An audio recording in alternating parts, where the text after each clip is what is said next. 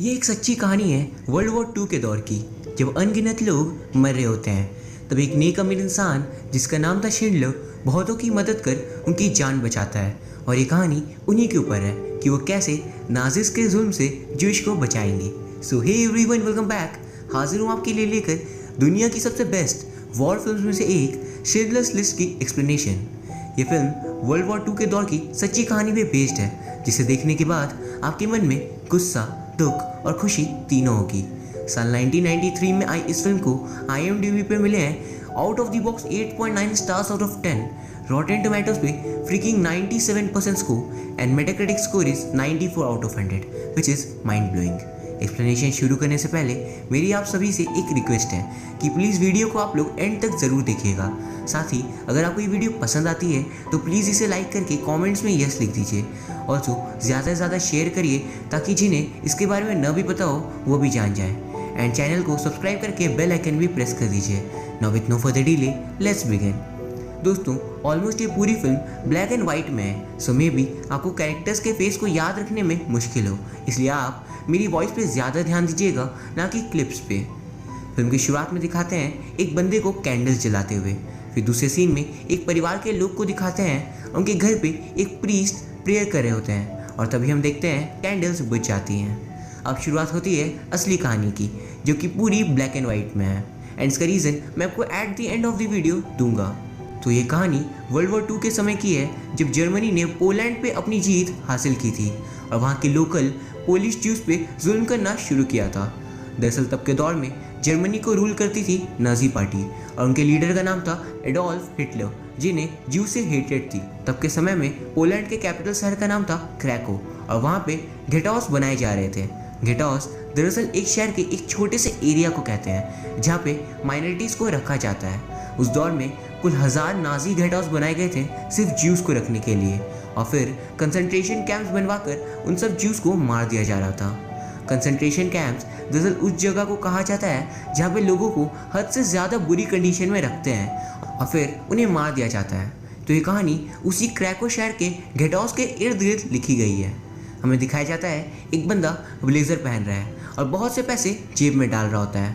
उनका नाम होता है ऑस्कर शिंडलर। वो एक पार्टी में जाते हैं, मैनेजर को बहुत से पैसे देते हैं और मैनेजर उन्हें एक अच्छी सी टेबल चेयर अरेंज कर देता है। मैनेजर ये बात देख हैरान होता है कि उस बंदे ने बिना किसी सर्विस के इतने सारे पैसे उसे क्यों दे दिए, और मनी मन बहुत खुश हो रहा होता है। फिर वो जर्जी नाम के बंदे से शिंडलर के बारे में पूछता है, वो जर्जी को कुछ भी नहीं पता था। तभी हम देखते हैं उस पार्टी में जर्मन सोल्जर्स भी आए हुए होते हैं, क्योंकि उन्होंने अभी ही पोलैंड पे अपनी जीत हासिल की थी, तो सारे जश्न मना रहे होते हैं। तभी हम देखते हैं ऑस्कर शिंडलर किसी का वेट कर रहे होते हैं, और वहाँ 3 लोग इंटर करते हैं, एक जर्मन आर्मी जनरल, दूसरी उनकी गर्लफ्रेंड और एक सोल्जर। शिंडलर वेटर को पैसे देते हैं और उन तीनों को ड्रिंक सर्व करने को कहते हैं। वेटर वैसा ही करता है और वो 3 वेटर से पूछते हैं किसने कहा ऐसा करने को, तो वेटर शिंडलर की तरफ उंगली दिखाता है। तो वो एक सोल्जर शिंडलर के पास जाता है पता करने को, और वहाँ बैठकर बातें करने लगता है। फिर ये देख जनरल जाते हैं और उनसे मिल शिंडलर खुद ही उनकी गर्लफ्रेंड को उनके पास ले आता है, और फिर वो चारों एक साथ बैठ बातें करते हैं। पार्टी बहुत शानदार होती है और शिंडलर उस पार्टी की जान बन जाते हैं, जिन्हें देख सभी उनसे इम्प्रेस हो जाते हैं। और Schindler German arm force general से एक फैक्ट्री खुलवाने की लाइसेंस भी ले लेते हैं, जो कि उनका मेन मोटिव होता है। और अब हमें पता चलता है दरअसल शिंडलर एक एथनिक जर्मन है जो चेकोस्लोवेकिया से क्रैको आए हैं अपने फॉर्च्यून को आजमाने के लिए, यानी बहुत से पैसे कमाने। फिर दिखाते हैं शिंडलर एक ज्यू कोर्ट पे जाते हैं, और हम देख पाते हैं वहाँ पे कंप्लीट लिखाने के लिए हज़ारों की तादाद में ज्यूज मौजूद होते हैं। शिंडलर वहाँ जाकर इज़ैक स्टर्न नाम के बंदे से मिलते हैं। स्टर्न एक ज्यूइश ऑफिशियल था और उनकी पहुंच ब्लैक मार्केटर्स और ज्यूइश कम्युनिटी तक थी। शिंडलर बताते हैं मैं आर्मी किट्स बनाना चाहता हूं, क्योंकि वॉर के टाइम पे इसमें बहुत पैसा है, और अपने काम को शुरू करने के लिए उनके पास ज़्यादा पैसे नहीं होते। तो वो स्टर्न से चाहते थे कि वो अपनी पहुंच से पैसे का जुगाड़ करे, क्योंकि इस काम में उन दोनों का बहुत फ़ायदा है। और स्टर्न कहते हैं शायद ही कोई तुम्हारी इस बिज़नेस का आइडिया में इंटरेस्ट ले, पर शिंडलर के कहने पर स्टर्न उसकी हेल्प को राज़ी हो जाते हैं। फिर शिंडलर कहते हैं कि ज्यूस को बोलो काम करने, नाम मैं अपना दूंगा क्योंकि मैं एक जर्मन हूँ तो कोई भी दिक्कत नहीं होगी। शिंडलर दरअसल ज्यूस को रिक्रूट करने इसलिए बोलते हैं क्योंकि जर्मन्स और ज्यूस में अभी जो फाइट हुई थी उसमें ज्यूस हार गए थे और उन्हें जर्मन्स द्वारा इल ट्रीट किया जा रहा था और इस इंटेंस सिचुएशन में ज्यूस काफ़ी कम पैसों में काम के लिए तैयार हो जाएंगे और इससे शिंडलर को काफ़ी प्रॉफिट होगा। लेकिन सारे बड़े जूइश ऑफिशियल्स और ब्लैक मार्केटर्स को सिर्फ स्टर्न जानता था, इसलिए शिंडलर स्टर्न के पास जाते हैं उन लोगों को शामिल करवाने के लिए। अगले सीन में दिखाते हैं जर्मन्स द्वारा ज्यूस को क्रैको शहर के एक छोटे से घेटो में जोर जबरदस्ती कर शिफ्ट किया जा रहा था। दूसरी तरफ स्टर्न 2 जूइश व्यापारियों को शिंडलर से मिलने ले आता है। वो 2 शिंडलर की बात से राज़ी नहीं होते और ज़्यादा पैसों की डिमांड करते हैं तो शिंडलर उन्हें आईना दिखाता है कि फ़िलहाल ज्यूस को जिस तरीके से एक्सप्लॉइट किया जा रहा है नाज़िस के द्वारा क्योंकि वो वॉर हार गए थे तो उनका कोई हक नहीं बनता शिंडलर से बहस करने का और शिंडलर एक अच्छा इंसान बनकर उनकी हेल्प कर रहा है जिससे उन लोगों का भी फ़ायदा हो सकता है। दोनों बंदे कहते हैं हम कैसे मान लें तुम्हारा प्लान सक्सेसफुली होगा तो शिंडलर कहता है मेरी बात पत्थर की लकीर है और वो कभी भी गलत साबित नहीं होती। तो दोनों व्यापारी बहुत सोचकर शिंडलर से हाथ मिला लेते हैं। अगली सीन में वो लोग मिलकर लिपोवा स्ट्रीट के बंद फैक्ट्री जहाँ पे स्टर्न पहले काम करते थे उसे वापस से शुरू करते हैं एंड इस फैक्ट्री को खोलने का लाइसेंस शिंडलर को at the start of the movie Germans official के द्वारा दिया गया था। उस फैक्ट्री पे बर्तन बनाए जाते थे जैसे कि पॉट्स और फ्राइंग पैन।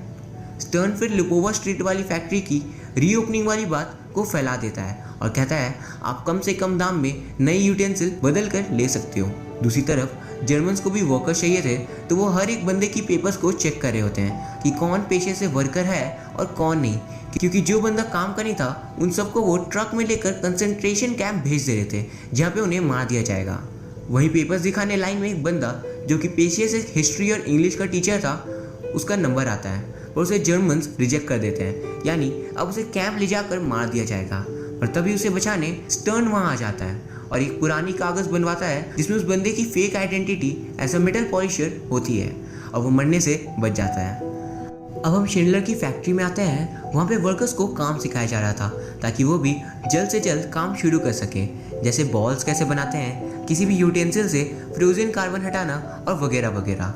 वहाँ स्टर्न जितने हो सके जूइश वर्कर्स को इकट्ठा करता है और फिर फैक्ट्री पे उन सभी को स्टेप बाय स्टेप काम सिखाया जा रहा था। शिंडलर को एक एक्सपर्ट टाइपिस्ट प्लस सेक्रेटरी की ज़रूरत होती है तो वो बहुत सारे वुमेन का टेस्ट लेते हैं ताकि जो फास्ट हो उसे काम पर रख ले, पर उनमें से एक चूज़ नहीं कर पाते एंड इस वजह से सभी को काम पर रख लेते हैं। शिंडलर खाने पीने के बहुत सारे सामान मंगवाते हैं और सारे सामानों को एक लेटर के साथ जर्मन ऑफिशियल को गिफ्ट के तौर पर भेज देते हैं। ये वही लोग हैं जिनके साथ स्टार्ट ऑफ द मूवी में उन्होंने पार्टी भी करी थी। उस लेटर पे ये लिखा होता है कि मैं बहुत खुश हूँ क्योंकि आपकी मदद से मेरी फैक्ट्री ओपन हो गई और मैं अब इसी पे काम कर रहा हूँ। वो ये लिखता है हमने काफ़ी अच्छे और मॉडर्न यूटेंसिल्स बनाए हैं जिससे सोल्जर्स को वॉर के टाइम आसानी हो। फिर वो लेटर को एंड करते हैं ये लिखते हुए मार्केट में हमसे बेहतर प्रोडक्ट्स इस प्राइस में कोई नहीं दे सकता, तो प्लीज़ आप लेटर के अटैच लिस्ट को चेक करिए। मैं उम्मीद करता हूँ आपको प्राइसिंग पसंद आएगी। यानी शिंडलर जर्मन जनरल से रिक्वेस्ट करते हैं कि वो अपने सोल्जर्स के लिए उनकी ही फैक्ट्री से सामान खरीदे। जर्मन ऑफिशियल्स लेटर के साथ वाले गिफ्ट देखकर बहुत खुश हो जाते हैं और शिंडलर को अप्रूवल दे देते हैं। नेक्स्ट सीन में दिखाते हैं फैक्ट्री पे काम जोरों शोरों से स्टार्ट हो गया है और शिंडलर स्टर्न को उसकी हेल्प के लिए शुक्रिया अदा करते हैं। अगले दिन शिंडलर की वाइफ चेकोस्लोवेकिया से क्रैको से मिलने आती है। दरअसल चेकोस्लोवेकिया शिंडलर का होम टाउन था, पर जब वो यहाँ आती है वो शिंडलर को कोई और लेडी के साथ दिखती है और थोड़ी उदास हो जाती है। अगले दिन शिंडलर अपनी वाइफ से यहीं रुकने को कहते हैं तो वो कहती है मैं रुक तो जाऊँगी लेकिन तुम्हें सबके सामने मुझे इंट्रोड्यूस करवाना होगा कि मैं ही तुम्हारी वाइफ हूँ। बट शिंडलर कोई जवाब नहीं देते। फिर हम देखते हैं शिंडलर अपनी वाइफ को गुड बाय करते हैं और वो ट्रेन से घर वापस चली जाती है। यानी शिंडलर अपनी वाइफ को सबके सामने एक्सेप्ट नहीं कर पा रहे थे। अगले सीन में मिस्टर लोवेनस्टाइन नाम के एक बूढ़े शख्स शिंडलर से मिलकर उन्हें थैंक यू कहते हैं क्योंकि शिंडलर के कारण उन्हें काम मिल गया होता है, क्योंकि उनका एक हाथ नहीं था और उन्हें कोई भी काम पर नहीं रखता। बट बाद में इसी वजह से शिंडलर टर्न पे नाराज़ होते हैं कि उसने ऐसे कैसे इंसान को काम पे रख लिया, वो क्या कर लेगा। अगले दिन सारे वर्कर्स फैक्ट्री की ओर जा रहे होते हैं पर रास्ते पे ही जर्मन मिलिट्री उन्हें रोक देती है और कहती है रास्ते पे जमी बर्फ को हटाओ और सारे लोग काम पे लग जाते हैं। शिंडलर ऑफिसर से बात करते हैं किस तरह से हमारा काम नहीं हो पाएगा, पर सोल्जर्स नहीं मानते हैं। तभी हम देखते हैं मिस्टर लॉवेंस्टिन को एक हाथ से बर्फ़ हटाने में दिक्कत हो रही थी, तो 2 जर्मन ऑफिसर उन्हें साइड में ले जाकर गोली मार देते हैं। यानी कि नाजिस को सिर्फ काम के बंदे चाहिए थे और बाकियों को वो मार देते हैं। सारे नॉन वर्कर्स को ट्रेन से दूर ले जाया जा रहा था, जिससे उन लोगों को वहाँ पे मार दें। गलती से स्टर्न भी उनके बीच फंस जाते हैं। वो अपनी वर्क आईडी लाना भूल जाते हैं और उन्हें भी क्रैको से दूर ले जाया जा रहा था। तभी शिल्लर आकर उन्हें ट्रेन से निकलवा लेते हैं और बचा लेते हैं। अब कहानी में एंट्री होती है कमांडर एमन गोएथ की, और उनका काम था सारे गेट हाउस के ज्यूज को कंसंट्रेशन कैंप्स बनवा कर मार देना। फिर उनका सेक्रेटरी ये बताता है क्रैको घेटो जहाँ ज्यूइश को रखा गया था वो 2 पार्ट्स में डिवाइडेड है। घेटो ए जहाँ रहते हैं सरकारी वर्कर्स और फैक्ट्री के लेबर्स, और घेटो बी जहाँ रहते हैं ओल्ड एज और बीमार कमज़ोर लोग। फिर दिखाते हैं कमांडर एमन गोएथ एक हेलेन नाम की ज्यू लड़की को अपने यहाँ नौकरी पर रख लेते हैं, यानी कि वो उसे एज ए सेक्रेटरी के तौर पर रखते हैं। वहीं पे सोल्जर्स के लिए एक शेड बनाई जा रही थी, तो एक डायना नाम की वर्कर कंप्लेंट करती है कि ये शेड की नींव मजबूत नहीं है और जल्दी टूट जाएगी, और गोएथ उसे मरवा देते हैं क्योंकि कोई भी जू नाजिस के आगे नहीं बोल सकता। अगले सीन में दिखाते हैं पूरे क्रैको घेटो में जर्मन सोल्जर्स ने कब्जा कर लिया है। जिनके पास वर्क कार्ड था उन्हें जिंदा अलग लाइन में खड़ा किया जा रहा था, और जिनके पास नहीं था उन्हें सीधा मार दिया जा रहा था। सारे बच्चे, बूढ़े, जवान सभी को बेरहमी से वो लोग मार देते हैं। कई लोग छुपने की कोशिश करते हैं, पर एट द एंड उनका भी वही हश्र होता है। दूर एक छोटी पार से घोड़े पर सवार शिल्लर ये सब क्रूएल्टी देख रहे होते हैं और बहुत उदास फील कर रहे थे, क्योंकि वो इसके अगेंस्ट कुछ भी नहीं कर सकते थे। पूरे रास्ते में ज्यूइश की लाशें बिछ गई थी जर्मन्स के द्वारा। उन्हें सबसे ज़्यादा बुरा तब लगता है जब वो एक छोटी सी बच्ची को सोल्जर से छुपते देखते हैं, और दूसरे दिन उसकी लाश को देख उनका दिल दहल जाता है। फिर दिखाते हैं सारे बचे हुए वर्कर्स को प्लाज़ो नाम के जगह पर ले जाया जाता है, और उधर ही उन्हें काम पे लगा दिया जाता है। उसी जगह कमांडर एमन गोएथ ने अपना बेस कैंप को भी तैयार करवा लिया था। वहाँ पे अगर कोई भी वर्कर 1 सेकंड के लिए भी काम छोड़ चैन की सांस ले या आराम करे तो उसे तुरंत गोली मार दी जाती है। एमन गोएथ अपने कमरे से बंदूक तान चेक करता रहता है, अगर कोई भी रुकेगा तो उसे खुद गोली मार देगा। इन सब के कारण शिल्लर की फैक्ट्री में कोई भी वर्कर्स नहीं बचे थे, क्योंकि सबको एमन गोएथ ने पकड़ लिया था। एक दिन सारे ऑफिशियल्स एमन गोएथ के साथ ब्रेकफास्ट कर रहे थे, और उधर ही शिल्लर उनसे मिलने आते हैं ताकि वो अपने फैक्ट्री के वर्कर्स को वापस ले सके। ब्रेकफास्ट के बाद शिल्लर गोएथ से अकेले में बात करते हैं और मदद मांगते हैं कि उन्हें उनके वर्कर्स वापस दे दिया जाए, ऑल्सो उन्हें आज़ादी से काम करने की भी परमिशन मिले, जिसके बदले वो कमांडर को बहुत सारे पैसे देंगे। शिल्लर फिर कमांडर गोएथ को एक बहुत बड़ी पार्टी देते हैं ताकि उसके साथ वो अच्छे रिलेशंस बना पाए। जैसे जैसे समय बीतता जाता है, शिल्लर पैसे छोड़कर अपने वर्कर्स की हेल्प में ज़्यादा ध्यान देने लगते हैं। एक दिन रेजिना पर्लमैन नाम की लेडी उनसे बात करने आती है, और वो उन्हें कहती है मैं नकली पेपर्स बनाकर यहाँ रह रही हूँ, पर मेरे पेरेंट्स प्लाज़ो में फंसे हुए हैं और उन्हें वहाँ मार दिया जाएगा, तो प्लीज़ क्या आप मेरी हेल्प कर सकते हो? मैंने सुना है आपकी शरण में जो भी आता है उसे कोई नहीं मार सकता। शिल्लर पहले तो इनकार करते हैं, क्योंकि ऐसे वो कितनों की हेल्प कर पाएंगे, और फिर स्टर्न को बोल उसके पेरेंट्स को प्लाज़ो से क्रैको मंगवा लेते हैं, ये कहकर कि ये मेरे वर्कर्स हैं, और इससे रेजिना को बहुत खुशी मिलती है। अगले सीन में शिल्लर कमांडर गोएथ की केयरटेकर हेलन से मिलने जाते हैं, और वो बताती है उस पर गोएथ द्वारा बहुत ही ज़्यादा टॉर्चर किया जाता है। और अगली सुबह हम देख पाते हैं कमांडर गोएथ किसी को भी शौक के लिए मार रहे होते हैं। अगले सीन में दिखाते हैं शिल्लर की बर्थडे पार्टी थी, और उस टाइम 2 वर्कर्स गिफ्ट देते हैं। एक बड़ी लड़की होती है और एक छोटी बच्ची। शिल्लर गिफ्ट खुशी से एक्सेप्ट करते हैं और बड़ी लड़की को किस करते हैं। पर उस दौर में ज्यूइश लोगों से किसी प्रकार का संबंध बनाना, चाहे वो दोस्ती हो या प्यार, गैर कानूनी होता है, पर शिल्लर इस रेसिज्म को हटाना चाहते थे। अगले सीन में हम कई सारे माओ और बच्चों को देख पाते हैं जिन्हें एक दूसरे से अलग कर दिया जा रहा था और मारा जाता है। अब शिल्लर गोएथ और बाकी ऑफिशियल से मिलते हैं जो ज्यूज के लिए काफ़ी मदद मांगते हैं। ऑफिशियल्स शिल्लर की रिस्पेक्ट करते हैं, तो उनके कहने पर वो लोग ट्रेन में पानी डलवा देते हैं, जिससे गर्मी थोड़ी कम हो। पर इस बात को देख कमांडर गोएथ को काफ़ी गुस्सा आता है, क्योंकि वो ज्यूइश को खुश नहीं देख सकते थे। और दूसरे दिन कुछ ऑफिसर्स शिल्लर को जेल में डाल देते हैं कि उन्होंने अपने बर्थडे के दिन एक ज्यूइश लड़की को किस किया था, क्योंकि ज्यूइश के साथ रिलेशन क्राइम होता है। बट एक वार्निंग के साथ उन्हें छोड़ दिया जाता है, क्योंकि उनकी काफ़ी रिस्पेक्ट होती है। धीरे धीरे जर्मन्स वॉर हारने लगते हैं, तो कमांडर गोयत को ऑर्डर मिलता है प्लेस्टो से ऑश्विट्ज़ कैंप की ओर लोगों को शिफ्ट करने का और बाकी जितने भी ज्यूज मरे हैं उनकी लाशों को जला देने। करीब करीब 10,000 ज्यूज की लाशों को जला दिया जाता है और उसका धुआं पूरे शहर को घेर लेता है। इन लाशों को देख शिंडलर और स्टर्न की आंखें भर आती है। वो बस यही सोचते हैं ऑश्विट्ज़ में यही हाल दोबारा ना हो। शिंडलर का पूरा बिजनेस तो बंद हो गया था, लेकिन उनके पास इतने पैसे थे कि वो अच्छी ज़िंदगी जी सकें और वो स्टर्न को कहते हैं एक दिन ये सब ज़रूर ख़त्म होगा और हम एक ड्रिंक साथ पियेंगे। पर स्टर्न कहता है अभी पी लेते हैं, फ्यूचर का क्या पता, और दोनों एक ड्रिंक शेयर करते हैं। अगले दिन शिंडलर गोयत के पास जाकर उससे कहते हैं आप तो ऑश्विट्ज़ जा रहे हो सबको लेकर, तो जाने से पहले आप मेरे सारे वर्कर्स वापस लौटा दीजिए। मैं इन्हें लेकर अपने होम टाउन चेकोस्लोवेकिया चला जाऊंगा और वहीं पे एक नई फैक्ट्री की शुरुआत करूंगा। गोयत कहता है क्या तुम पागल हो, क्रैको से चेकोस्लोवेकिया ले जाने में तुम्हें पता है कितनी खर्च होती है। पर शिंडलर अपनी डिसीजन में अड़ चुके थे। फिर शुरुआत होती है शिंडलर्स लिस्ट की। उसके बाद स्टर्न वर्कर्स की पूरी लिस्ट बनाते हैं और शिंडलर अगले दिन गोयत को पैसों से भरा ब्रीफकेस देते हैं, यानी वो अपने वर्कर्स को उससे खरीद लेते हैं। शिंडलर दूसरे इंडस्ट्रियलिस्ट के पास भी जाते हैं और उनसे भी यही करने को कहते हैं। कोई भी अपने पैसे दूसरों के लिए खर्च नहीं करना चाहता था। स्टर्न शिंडलर से ये पूछते हैं कि कमांडर गोयत इतनी आसानी से कैसे मान गया सारे लोगों को लौटाने के लिए, कहीं आप गोयत से इन लोगों को खरीद तो नहीं रहे हो। पूरा सच जानकर स्टर्न पूरी तरह से हैरान हो जाते हैं कि इतना अच्छा इंसान भी है इस बेरहम और मतलबी दुनिया पे। शिंडलर अपने वर्कर्स वाली लिस्ट गोयत को देता है और अगले दिन शिंडलर के लोगों के लिए 2 अलग अलग ट्रेन आती है। अब मेन वाली ट्रेन चेकोस्लोवेकिया पहुंच जाती है और शिंडलर ने सबके लिए अपनी नई फैक्ट्री पे सूप और ब्रेड तैयार करवाया रखा था।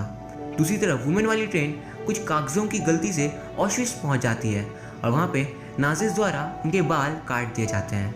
इधर शिंडलर को इस बारे में जैसे ही पता चलता है वो तुरंत ही ऑश्विट्ज़ के लिए रवाना होते हैं। यहाँ बाल काटने के बाद सारी औरतों के कपड़े उतार दिए जाते हैं और उन सबको एक बड़े से चेम्बर में डाल दिया जाता है और नहाकर सब कपड़े पहनकर बाहर आते हैं। अगले दिन उन लोगों को लाइन में खड़ा कर ऑफिसर उन सब की एज पूछते हैं। दूसरी तरफ शिंडलर ऑश्विट्ज़ पहुंचकर हायर ऑफिशियल्स को अपनी लिस्ट दिखाते हैं कि उनके लोग ऑश्विट्ज़ गलती से आ गए हैं। वो हायर रैंक वाले ऑफिसर मना कर देते हैं तो शिंडलर उन रिश्वत देकर मना लेते हैं। ट्रेन में ले जाते वक्त छोटे बच्चों को निकाल दिया जाता है और उन्हें जाने नहीं दिया जाता है। शिंडलर आकर उन सबको बचाते हैं और अपने सारे वर्कर्स को सही सलामत चेकोस्लोवेकिया ले आते हैं। वहाँ पे भी जर्मन ऑफिसर्स होते हैं और शिंडलर उन्हें साफ साफ कहते हैं हमारे पास हायर ऑफिशियल्स की परमिशन है, अगर किसी ने भी इन वर्कर्स को मारने की या चोट पहुँचाने की कोशिश की तो उन्हें सजाए मौत दे दी जाएगी।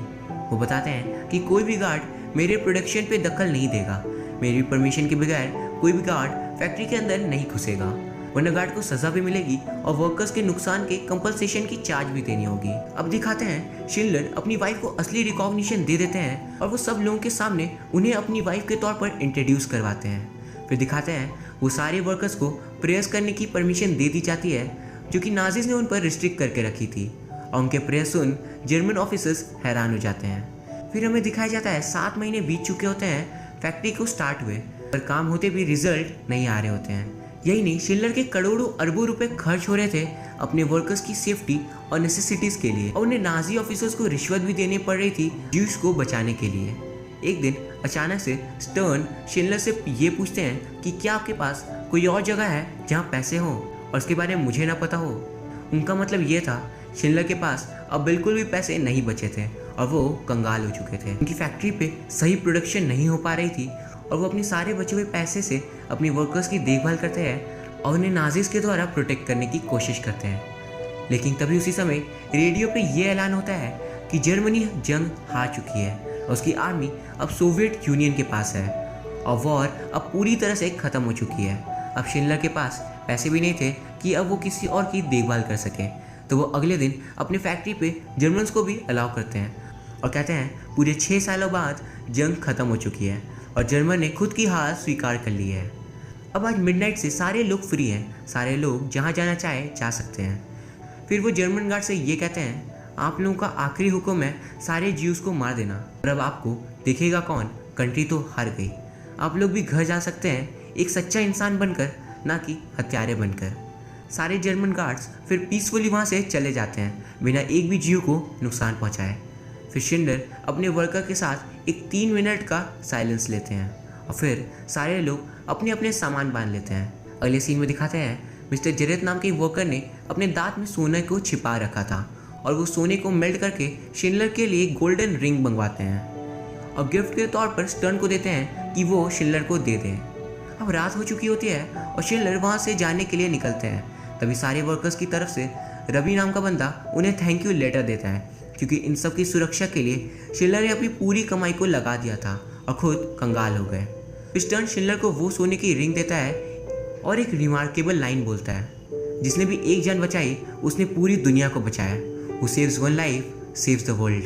ये सुन शिंडलर रो पड़ते हैं और कहते हैं काश मैंने और भी ज़्यादा पैसे कमाए होते तो मैं और लोगों को बचा पाता। स्टर्न कहते हैं यहाँ 1100 लोग हैं जो सिर्फ आपकी वजह से जिंदा हैं। फिर भी शिंडलर बहुत ही ज़्यादा इमोशनल हो जाते हैं और रो पड़ते हैं। स्टर्न, शिंडलर की वाइफ और भी वहाँ खड़े अन्य लोग शिंडलर को गले लगाते हैं और फिर शिंडलर वहाँ से चले जाते हैं। फिर अगले दिन सुबह स्टर्न बाकी वर्कर्स के साथ एक जर्मन ऑफिसर से पूछते हैं हम कहाँ जाएं? तो वो कहता है अभी कोई भी जगह सुरक्षित नहीं है, पर वेस्ट में एक छोटा सा टाउन है, आप उधर चले जाओ। अगले सीन में दिखाते हैं कमांडर एमन गोइक को फांसी दे दी जाती है उनकी गुनाहों के लिए। उसके बाद जेरूसलम शहर में शिंडलर नाम के एक पेड़ लगवाया जाता है, क्योंकि उन्होंने बहुत ही ज़्यादा अच्छे काम किए होते हैं और वो पेड़ अभी वहाँ पर मौजूद है। फिल्म के एंड में दिखाते हैं ऑस्कर शिंडलर, जिनकी मौत साल 1974 में हुई थी, उन्हें श्रद्धांजलि देने असलियत के लोग आते हैं और उनमें से एक इस फिल्म के लीड एक्टर लियाम नीसन भी होते हैं, जिन्होंने इस फिल्म में ऑस्कर शिंडलर का रोल को प्ले किया था। अब मैं आपको ये बता दूं ये फिल्म ब्लैक एंड वाइट में क्यों थी। तो दरअसल आपने फिल्म की शुरुआत के सीन में देखा होगा वो कलरफुल था, पर कैंडल्स की लाइट बुझते ही फिल्म ब्लैक एंड वाइट हो गई थी, यानी लोगों की शांति, उम्मीद, खुशी तहस महस हो गई थी और फिर एंड में कलर वापस आ जाता है जो दर्शाता है वॉर के बाद पीस को। और ब्लैक एंड वाइट से इस फिल्म के डायरेक्टर इसे काइंड ऑफ एक रियलिटी बेस्ड डॉक्यूमेंट्री फील देना चाहते थे। इस फिल्म को डायरेक्ट किया था स्टीवन स्पील्सबर्ग ने। उनका डायरेक्शन काबिलिय तारीफ था, सारे एक्टर्स की परफॉर्मेंस उम्दा थी और फिल्म खुद में एक मास्टरपीस थी। अगर आपको इस फिल्म को देखना है तो आप इंस्टाग्राम पे आकर मुझसे लिंक ले सकते हो। उम्मीद करता हूँ आपको ये एक्सप्लेनेशन पसंद आई होगी। अगर हाँ तो प्लीज़ वीडियो को लाइक करके कमेंट्स में यस लिख दीजिए। साथ ही साथ चैनल को सब्सक्राइब करके बेल आइकन भी प्रेस कर दीजिए। Thank you very much each and everyone for watching this video. See you very soon.